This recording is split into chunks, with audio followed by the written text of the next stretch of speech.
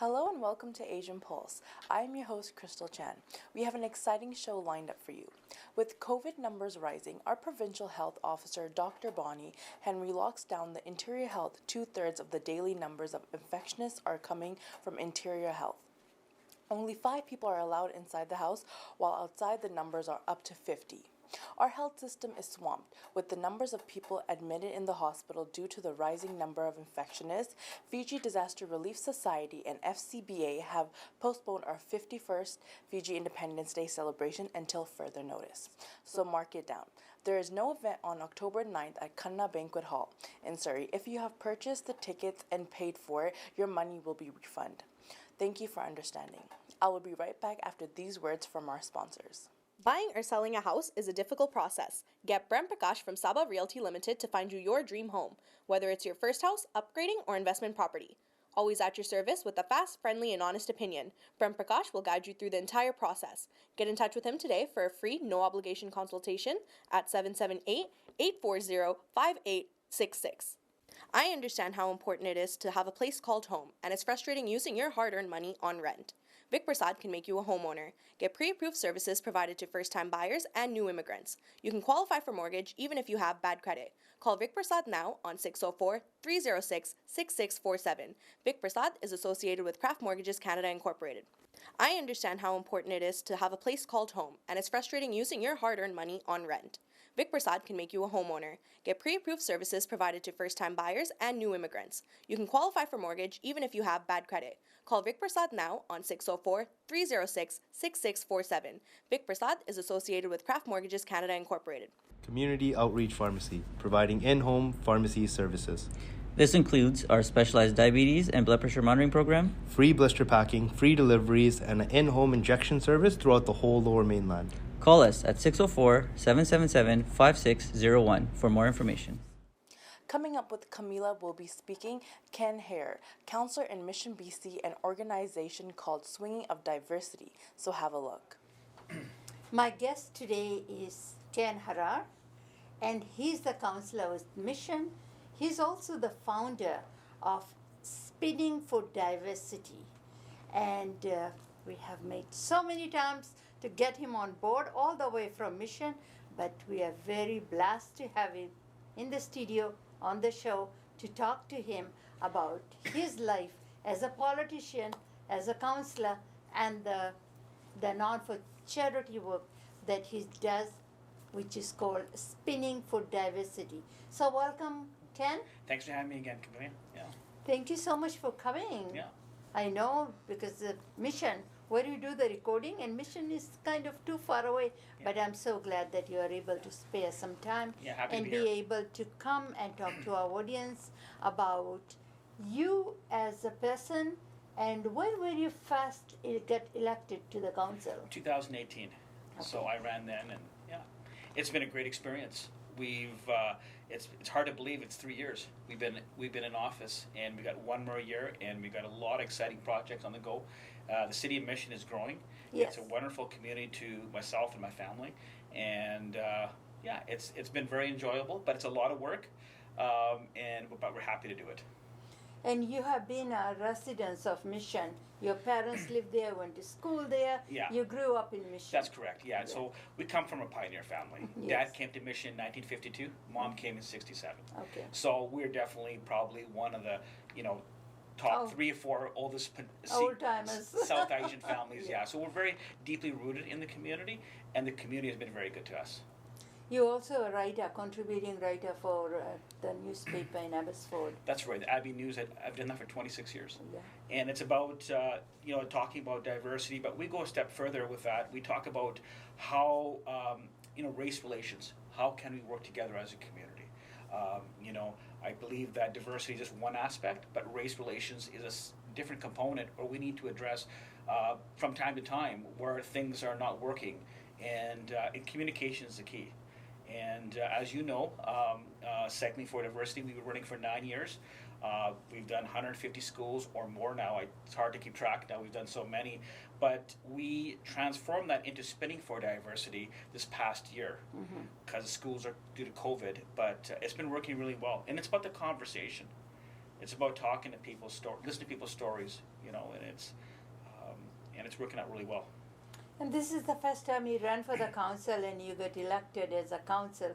And couple times I have seen you filled in for the mayor. Yes. So what are some challenges being a councillor or being a politician? Right. I think patience. You know, if I can pick up couple key points, patience. You know, I think the public needs to be a little patient with their public servants. I think we're all doing our best to serve the public. We get inundated with calls and emails, and we're trying to, you know, get back to everybody in proper time. But I think patience is key. You know, government always works a bit slow, and I think a lot of times people don't understand how it works, and they're very quick to complain and point fingers. So listening is important, and patience is also key as well. Yeah, no, I've filled in for the mayor on many occasions, and it's been a great experience. Very happy to do it. You know, a lot of people, before they go into politics, they think about, oh, you're going to go to a 4-hour meeting a month or whatever, and then you are done and you don't have to get involved so much. But as you say, that is a lot of research to be done, a lot of reading, and if you're community or committee, then there is a lot more, even extra more work to do all that and bring it to the council at the council meetings, right? For me to prepare for a council meeting, it takes me a good day or two sometimes, depending how big the meeting is. Yeah. There's a lot of preparation that goes into it. If there's development going on, I like to go to the site, see what the site looks like, have those conversations, and then be prepared to vote on council night. Or giving permit or don't give them permit to build a new, you know? That's right, yeah. And, you know, a lot of times people don't like to follow the rules, and then they come to us and complain, well, you know, the rules aren't there to be followed, and they don't do that. And I think, you know, I encourage people to follow the guidelines on how to prepare for a proper application. Because that's often a lot of why people get delayed in their processes. Right. So let's move from that, and part of that now you're the founding member of that Spinning for Diversity. You can show the t-shirt. Sure. And this is something you do all year round. That's right. So we've done Spinning for Diversity, and it's a community initiative where we listen to people's stories about how diversity can work better. You know, we all believe in diversity, Camilla, but the problem is what happens there is that what does that really mean? Like, yes. What does that mean? What does it mean? Yeah, you know, we all believe in it. We all have good intentions. But when I see people and how they interact with people, there's a gap there. And, you know, when our pioneers came into this country to live here, and you hear all the stories of my mom and dad and fathers and many more, they always talked about having all their friends come over to their homes. You know, non-Indian friends. You know, how they all work together as it talked about it. The community was a key focus. The whole community was a key focus at that time. We don't see that still as much. You know, our communities are very broken, and as a city councilor, I see that firsthand even more. You know, and I play that role of trying to encourage people to have friends outside their community. That's a key component, and why I say that is if people see friends from different cultures and different races and skin color, I think people go, wow, you know, we live in a great place. Yes. When people are all segregated, people go, well, look at those people, look at them, and that creates that racism, that stirs it up a little bit in people's minds. And I think the best way to do it is try to get integrated into the community and get involved in community organizations that may not be Indian. That is a key way of ending racism. In my personal experience, now everybody has a different experience, but that's the way to do it. And that's what Spinning and Cycling for Diversity are all about. That's when I started it 10 years ago, I seen that gap. People started writing me letters, goes, Mr. Harari, you know, the Indian kids don't play with the white kids, or vice versa. So we try to say, listen, everybody calm down, and let's try to create the conversation. It's not difficult. That's how our pioneers lived. And I think in honoring our pioneers, we should continue that. That's how I feel. You know, a lot of pointing fingers, but nobody's talking to each other. Yes. And that is not a right. You will not be able to achieve anything by doing that. You grew up in Mission. Yeah. And like you said, there were only limited handful of people of South Asian. Right. And did you face racism while going to school or growing up? Very little. You know, So you mean to say it was not that much then, is more so now, when the community has grown become a large community or urban yeah, community? I think looking back as a child, no, I think it's a lot difficult now. Okay. But you know, when we grew up, you know, because Dad and Mom had come early, they understood the community and what's kind of expected of you, right?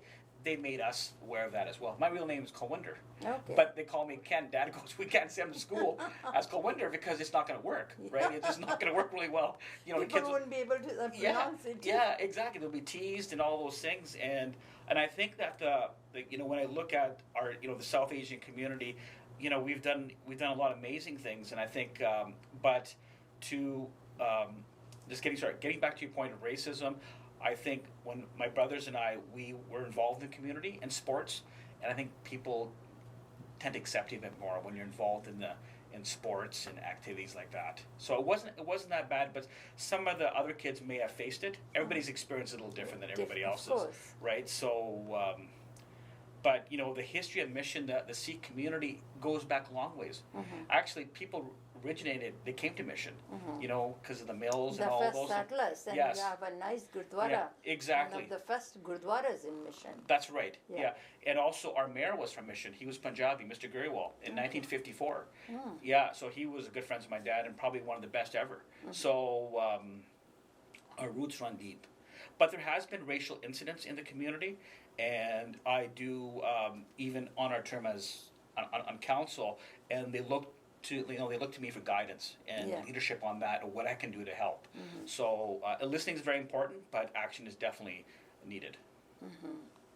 Wow, that's quite a thing. And I guess just because you want to bring everybody together, and this is one, get them involved in the sports or do Right. something fun. Yeah. So that people don't feel, oh, I'm set on race, color, Yeah. culture, and all that. That's right. So when people have the same interest, Right. it's a good way. Sporting has always been a Right. good way to bring people together. That's right, but excuse me. But where we're feeling short in that is the segregation takes place in sports as well. So we never used to have that growing up. We all played on the same soccer team Yeah. or basketball team. We represented our community and mission. Yeah. But now you see, well, Punjabi people play just Punjabi sports with each other, which Yeah. I think creates, you know, if the community was small, it works a lot better. But when the community is so large, that divides the community in enormous ways. And you know, and I think that we need to get away from that model of just saying, okay, just Indian soccer leagues. It doesn't work No. very well. No. You know, and you know, if the Caucasian people did that, then Then- we would then- cry out racism, right? No. So you know, we need to get back, and if the kids learn that at a young age, that's all they know, and then they continue that cycle. So the more integrated we are in sports, in our workplaces, our neighborhoods, the better we offer as a community in future generations to come. So how big is the Mission? What's the population like? We're about 43,000. Okay, that's fairly big. Oh yeah, no, we got all the major. You know, we're a fairly big city, and we've got all the things that a big city has with in terms of crime and all the necessities as well, in terms of shopping and all that. Mission was historically the bigger town than Abbotsford. Okay. Abbotsford was just a small farming community back in the 50s, 60s, and 70s, but the freeway went through. Yeah. And the freeway grew Abbotsford and expanded. Yeah. And Mission being on the other side of the river, we didn't have that access. And being on a hillside as well. But other than that, Mission is a great community. It's a very friendly, warm community. I encourage everybody to come to visit our community.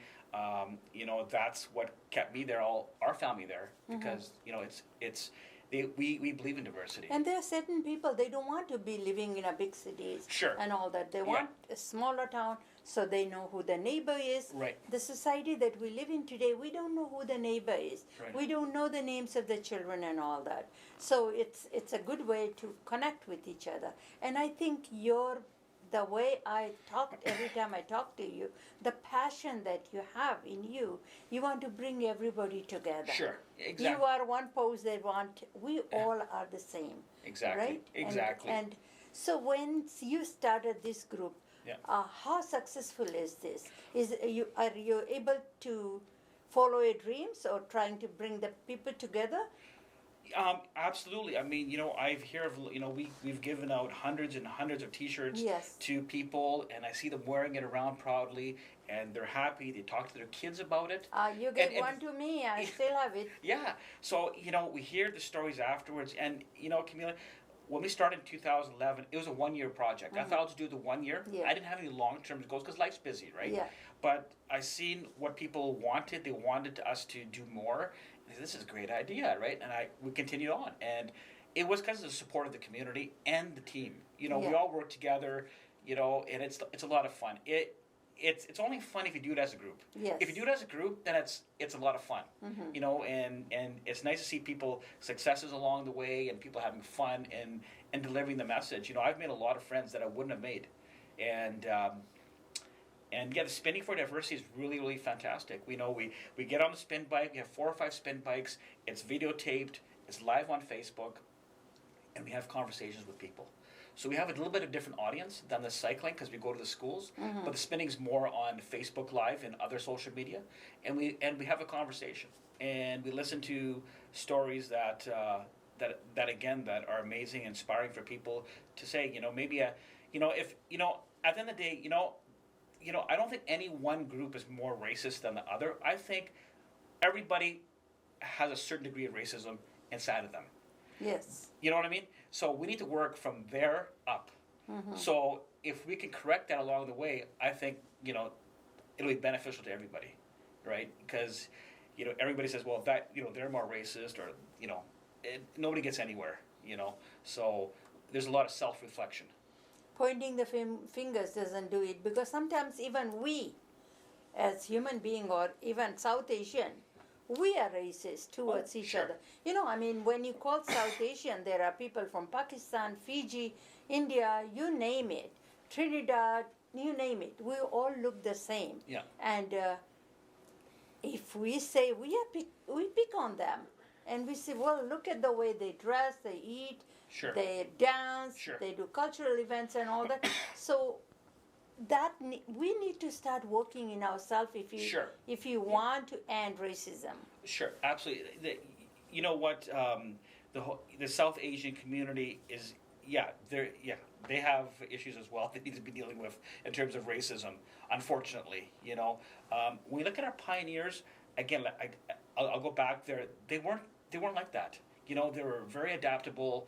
They welcomed everybody into their homes. They knew there was a certain level of change Yeah. coming to a new country, right? And I think we need to be reminded that we live with a lot of people around us. Yeah. That it's not just, kind of a clan kind of organization, right? Even when our seniors go and meet at the parks, I would like them to meet with other seniors. Yes. And have more of a club where we all get together. Because I think what that happens is a lot of pointing fingers. Yeah. And people go, well, they're sitting there at the parks all day long, and then it creates kind of a division with the other communities. And I've heard of that, and it's one of the issues that we have to deal with once in a while. And Yeah. it's, try to explain to them that maybe we need to meet with other seniors, Caucasian seniors, and have a networking group, and build those relationships. Do you think language is the barrier then? Yeah, it is, but it definitely doesn't stop you from meeting with people. Yes. Because I think that would, I think that's the one way we should be doing it. Because otherwise, what happens is we're gonna have a lot of problems. Yeah. Like we've seen over the summer here in Surrey, I believe, and other issues. Yeah. We need to think, how can we be more adaptable in a Western culture? How does that work? And I think that change is, you need a certain level of change as well. Yeah. Because some people do not understand our ways, Yeah. and it's hard, and that creates that us and them situation. So Ken, you were saying that when your dad came in 1950s, then there were a few of us. Sure. And then you get along with everybody. We get along with everybody. So now a lot has changed among ourselves, among South Asian community. Do you think just because, is it because of we have grown up in here, we got big homes, we start our own business, we have money, We don't need to work with anybody. When I'm talking to you, what is coming through my head, when I'm looking at Surrey is made up of South Asian. The majority of the people in here are South Asian. If South Asian, all brown people want to do business among ourselves, we don't have to go anywhere else. That's right. We have Yeah. banks, we have schools, we have gym, we have, you name it. We get everything. Why do we feel so comfortable in here? Why would you branch away and go and get service elsewhere? Right. So do you think because of we are better situated now, or we have progress or made headways in this country, that we still want to keep everything to ourselves and grow as community, but without branching out? Right. Well, you know, But I mean, you will agree with me. yes, absolutely. And there's nothing wrong with that. No. There's nothing wrong with that, because people still want to live their lives and feel comfortable how they want to do. But they should be reminded that we still live in Surrey. Yes. And Surrey's still made up of lots of different people Yeah. outside the South Asian community. Right. And we still have interactions with them on a daily basis, on the roadways, on the bus, Yeah. wherever you go, in the shopping malls. So we want to be friendly and welcoming to everybody. And I think that is the key. Say hello, right? You know, that's very important. That's that Yeah. small communication. Say, oh, those people are always very friendly, you know, and, you know, they work as a community, but they still interact with the outside community. Yeah. You know, that is the key. Even when it comes to political campaigns. We just had election. Yeah. And when I see how people do their elections and they cluster as a group, I think you're taking us a step backwards in time. In my political campaign and coming next year, Yeah. I make sure that my photographs or anything I do is very diversified and very upfront. Yeah. That it's not like, oh, Ken is he's just an East Indian fella that's just going to represent his own community but doesn't care about the whole community. So we want to be careful how you release the information that people feel warm enough to, you know, that you can represent them, and that means in that entire community. And I think, you know, everybody's chasing the South Asian vote. Yeah. You know what I mean? Yeah. Oh, look at these people, look at those people. Oh, they all support me. Well, that's great, but I think that hurts the whole entire community too as well. It divides. It's divisive politics. You know, and I think it's yeah. You are so right that every picture I've seen of the South Asian men running in the campaign or women, Yeah. you see all the same people in the background. Yeah. I mean, even in TV and all that, right? Yeah. But when you bring different diversity, different people in there, then you are all connected with each other. That Yeah. you are not the only person, that the other people are running with you That's or right. supporting you That's right. for You this know, political. yeah. Yeah. I know when I go up there and serve my role, when I take my seat at the council chambers, I make sure that I represent the whole community. Yes. That is first and foremost. Yeah. In honoring of our pioneers. Yeah. Yeah, because that's what they wanted. That was, and not just the whole pioneers. You know, all the people that have sacrificed in wars and everything. We come to a great country. Yeah. We here to do the best for our community. You know, And I think the people that get missed out the most are the First Nations. that's right. The Yeah. first people of this land. Yeah. We don't acknowledge them as much as we should be. Yeah. And I think we need to bring their issues to the forefront Right. because we as immigrant, I feel Canada welcomes me with open arms. Sure. But what about the people of this land? Sure. You know, Yeah. and I think a lot need to be done, and truth and reconciliation is coming up. So we need to do our part as an immigrant to be able to support that community as well. Mission is we have a residential school there. Yeah. Mission is a place of one of the residential schools. So I'm pretty familiar with First Nations communities. Yeah. Because we grew up and yeah, so yeah, Mhm. so So on that note, any last minute or any last thoughts you want to give it before you leave? well, it's been an honor to be here. You know, again, to talk to you. You do so much in the community. You're, you know, one of our proud faces. You know, and I'm happy to be here. We planned this for so long, and I you know, know. since summer, and Yeah. I'm glad to finally make it. And if anybody wants to join us for the Spinning for Diversity session, please email us. You know, and contact us to become a guest, so we Okay. can hopefully work together as a community to solve some of the issues that we face. So this chapter of Spinning for Diversity right now is in Mission only. Are you planning to spread in Abbotsford and other places? Yeah, we'll go out and do it more. Okay. This is our setup. Our studio is right Because there. it's all run by volunteers. Yeah. We have a studio where it's a fitness studio where people come and spin. It's not so much about the spinning, it's about the conversation. Yeah. And hopefully inspiring other people to listen. And it's amazing when people are very interested in the message. They come, watch your program. As a unique thing. It makes them think a little bit. Maybe they have to change their ways or pass a message on to the kids. Sometimes the kids get it, Camille. Like sometimes the kids get it and the parents don't. Yeah. You know what I mean? So it works out it's the dynamics work out in different ways. And but no, we're very honored to do it. The support has been amazing, and we're happy to be here and to talk to you. Thank you so much for coming, taking your time, be able to come and educate us. And a lot we have spoken today. And maybe we'll bring you back next year. Sure. Whenever in May, whenever you have the Spinning for Diversity, you do it year round. And you are also running for the election next year when the election is coming as well. Thank you. Thank you so much. Thank you. We ran out of time. Hope you have enjoyed the show as much as I do bringing it to you. If you would like to support the show by being a sponsor, please let us know. Our email address is asianpulse@gmail.com. Before I leave, I will leave you with these thoughts. Whether we are concerned with suffering born or poverty, with denial of freedom with armed conflict, or with a reckless attitude of the nature environment everywhere, we should not view these events as isolation. We are needed an effective international action to address the global issue from perspectives of the community. I'm your host, Crystal Chan. See you all next week. Keep watching Asian Pulse. Bye for now.